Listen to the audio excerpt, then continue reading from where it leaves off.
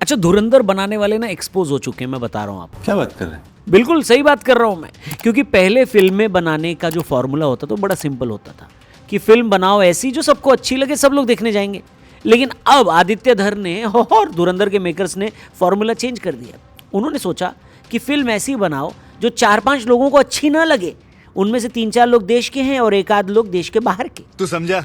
हाँ, नहीं, तू समझा नहीं। इन लोगों को अगर अच्छी नहीं लगी, इसका मतलब है कि बाकी करोड़ों लोगों को फिल्म अच्छी लगेगी, और यही लोग बार बार फिल्म अच्छी नहीं है, गंदी है, मत जाओ देखने, ये बोल बोल के बाकी लोगों को 2-2, 3-3 बार दिखवा देंगे फिल्म। इसीलिए इस बार इन लोगों ने स्ट्रैटेजी चेंज की और ऐसी फिल्म बना दी। मतलब ऐसे लोगों को ये पसंद नहीं आ रहा है कि लोगों को एक फिल्म पसंद आ रही है, ये लोग इतनी बार इस फिल्म को ना देखने को बोल रहे हैं कि लोग बार बार देखने को मजबूर हो जा रहे हैं। बात तो सही है।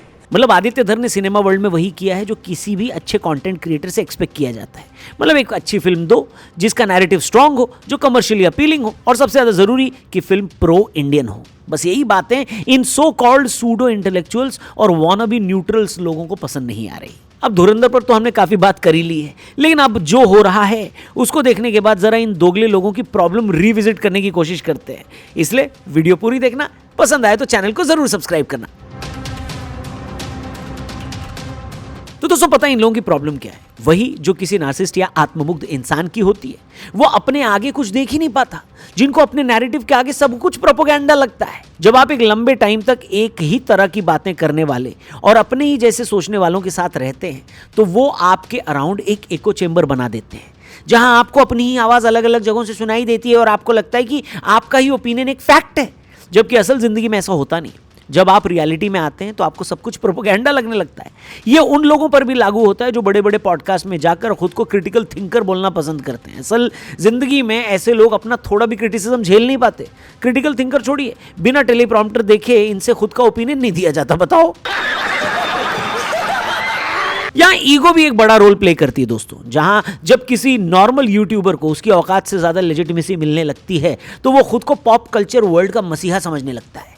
उसको लगता है कि उसका एक वीडियो हजारों लोगों की मेहनत और करोड़ों रुपए लगकर बनी फिल्म को फ्लॉप करा देगा। क्या बोला तूने? बिल्कुल, उसको लगने लगता है कि जब अच्छे बच्चों की तरह उसकी 9 बातों पर लोग अग्री कर रहे हैं, तो 10वीं बातों पर क्यों नहीं कर रहे? फिर उस इंसान की वही ईगो उसे नेम कॉलिंग करने पर मजबूर करती है। वो लोगों को अंधभक्त जैसे नामों से पुकारने लगता है। ऐसा नहीं है कि उसे पता नहीं है कि वो जिस नैरेटिव को लेकर चल रहा है उसका कोई बेस नहीं है, लेकिन उसकी ईगोइस्टिक अप्रोच उससे वो एक्सेप्ट करने नहीं देती कि यार मेरे से अलग किसी की राय कैसे हो सकती है। दरअसल ऐसे लोग प्रोपेगेंडिस्ट नहीं बल्कि बीमार होते हैं। बीमार प्रॉब्लम यह है कि आमतौर पर एक बीमार इंसान दवाई खाकर ठीक हो जाता है, लेकिन ऐसे लोगों को उस दवा से ही परहेज है। ऐसे लोग अपनी बीमारी एंजॉय करने लगते हैं। ऐसे लोग जब न्यूट्रल ऑडियंस से कॉल आउट किए जाते हैं, तब इनको एहसास होता है कि यार अभी तक यूज किया गया फॉर्मूला काम काहे को नहीं कर रहा। बताओ, बोलो बोलो, टेल टेल। और उसके बाद दोस्तों वही होता है जो एक आत्ममुग्ध इंसान करता है। वो हर ऐसी कोशिश करेगा जहां वो सही दिखे और बाकी लोग गलत। उससे जो बन पड़ेगा वो हर तरह का लॉजिक देना शुरू करेगा ताकि लोग उसकी बात से अग्री कर जाएं, जिसका कोई बेस नहीं है। उसको अपने अलावा कोई दूसरा ओपिनियन रखने वाला बेवकूफ नजर आएगा। वो इतना सेल्फ ऑब्सेस्ड रहता है कि उसे ये तक बिलीव हो जाता है कि वो एक फूंक मार के सूरज बुझा देगा। उसको यही लगता है कि दुनिया में हर इंसान सिर्फ उसी की बातों की बात कर रहा है। अब ऐसा करने वालों की एक स्मार्ट टेक्निक होती है। जैसे एक झूठा आदमी 10 बातों में से 9 सच बोलेगा, लेकिन 10वीं बात में वो चुपके से एक झूठ पैकेज कर देगा, उसके अंदर घुसा देगा। वहीं किसी टॉपिक पर अपना ओपिनियन रखते हुए वो डिलिबरेटली उन्हीं बातों को बताएगा जो उसके नैरेटिव को सूट करती हैं, और बाकी बातें जानबूझकर छिपा लेगा ताकि वो लोगों को जिस तरफ लीड करना चाहता है उसमें किसी तरह का कोई काउंटर क्वेश्चन आ ना जाए। अब सुनने वाले को यही लगेगा कि 9 बातें अगर सच बोली है तो 10वीं बात भी ठीक ही बोल रहा होगा। बस यही टेक्निक उसको लेजिटिमेसी दिलाती है। एक बड़ी ऑडियंस जब अपने मसीहा को सालों तक वो आधा सच कहते सुनती है जो वो ऑडियंस सुनना चाहती है, तो वो उस इंसान की इलॉजिकल बातों को भी डिफेंड करने लग जाती है। असल में असली अंधभक्त यही लोग होते हैं। समझ रहे हो ना आप? हेलो, क्या बात है सर, क्या बात है सर। अब दोस्तों सवाल ये कि धुरंधर जैसी फिल्में ऐसे लोगों को पसंद क्यों नहीं आ रही हैं? कई रीजंस हैं, लेकिन सबसे बड़ा रीजन ये है कि ऐसी फिल्में देश को किसी कैरेक्टर से ज्यादा बड़ी दिखाती। ये फिल्में इस बात की सीरियसनेस को समझती हैं कि किसी देश के लिए सीक्रेट मिशन पर गया इंसान किसी लड़की या किसी आईएसआई एजेंट से डिस्ट्रैक्ट नहीं हो सकता। वो यूरोप की सड़कों पर ब्रेक डांस भी नहीं करेगा। वो इस बात की सीरियसनेस को समझेगा कि किसी का भी अननेसेसरी अटेंशन उसकी तरफ ना जाए। वो उस देश की सोसाइटी में घुल मिल जाएगा ताकि समय आने पर एक जरूरी एसेट की तरह अपने देश यानी भारत के नैरेटिव को सेट करने और मिशन को सक्सेस दिलाने का काम किया जाए।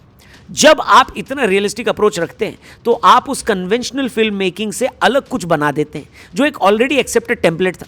उस एक्सेप्टेड टेम्पलेट से अलग जब कुछ आता है तो ऐसे लोगों के लिए उसे एक्सेप्ट करना मुश्किल हो जाता है। बताओ, अब ऐसे लोगों के इस एफर्ट का असर क्या होता है मालूम है? ये न चाहते हुए भी पाकिस्तानी प्रोपेगेंडा के पोस्टर बॉय और पोस्टर गर्ल्स बन जाते हैं।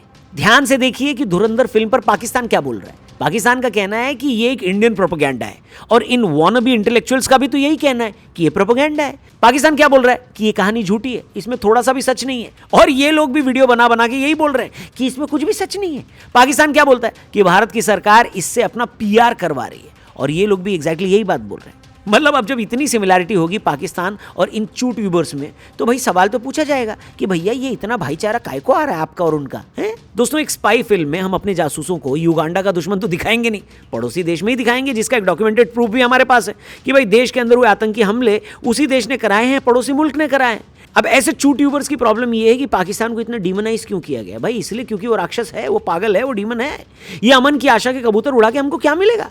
पार्लियामेंट अटैक, 26/11, कश्मीर इंसर्जेंसी, ये कौन सी स्ट्रॉबेरी दुनिया में जी रहे हैं भाई ये लोग? ऊपर से ऐसे चूट यूबर्स को उनकी ही सच्चाई दिखाने वाली फिल्म प्रोपेगेंडा लगती है। वाह शैम्पी वाह। बाकी दोस्तों, चलते चलते बस यही कहूंगा कि सोशल मीडिया का प्रॉब्लम यह है कि अब ये सच दिखाने वाली जगह नहीं रही। अब मकसद सिर्फ अपनी अपनी ऑडियंस को खुश करना है बस। यहां ये लोग सिर्फ वही बोलते हैं जो इनकी ऑडियंस सुनना चाहती है, ना कि वो जो सच है। वरना अगर सच बोल दिया कि फिल्म अच्छी है तो इनकी ऑडियंस हट जाएगी, गाली देगी। इसलिए जरूरी नहीं कि सच बोलो, वो बोलो जो हमारी ऑडियंस सुनना चाहती है कि नहीं? और ऐसी ऑडियंस को ही अंधी ऑडियंस कहा जाता है, नफरती ऑडियंस कहा जाता है, जो आंख बंद करके सिर्फ एक इंसान या एक कम्युनिटी या एक देश की नफरत के चलते हर उस चीज को एक्सेप्ट करेंगे जो नहीं करनी चाहिए। वरना कोई भी लॉजिकल इंसान एक फिल्म को सिर्फ फिल्म की तरह ही क्यों नहीं लेगा? मेरे को बताइए, वो क्यों सिर्फ एक ही फिल्म में प्रोपेगेंडा देखेगा? उसको क्यों सिर्फ धुरंधर में ही प्रॉब्लम दिखेगी? बताइए। उसे मुल्क फिल्म में राजी की एंडिंग में माय नेम इज खान में प्रॉब्लम क्यों नहीं दिखती? पठान और जवान में प्रॉब्लम क्यों नहीं दिखती?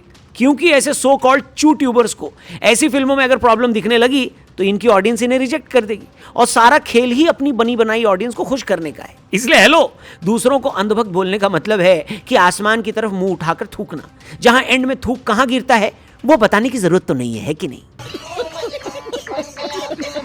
बाकी दोस्तों, आप कमेंट करके अपना ओपिनियन जरूर बताना, क्योंकि हेलो, हमारे यहां कमेंट्स डिलीट नहीं किए जाते, समझे? क्या बात है सर, क्या बात है सर। बाकी आप भी मुझे क्या बात है सर बोलने का मौका दो। चैनल सब्सक्राइब करके जाओ। वीडियो पसंद आए तो इसे अपने दोस्तों से भी जरूर शेयर करना। जल्दी मिलते हैं। जय हिंद।